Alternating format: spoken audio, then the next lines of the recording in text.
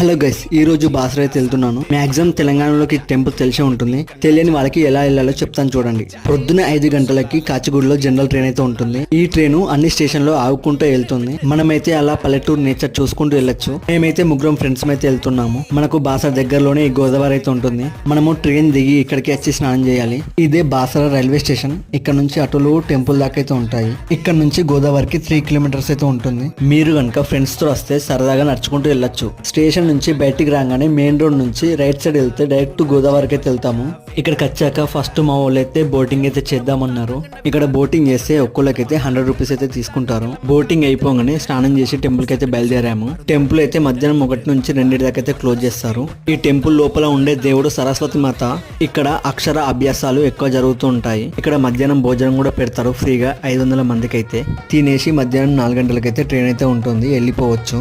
Okay, support my channel.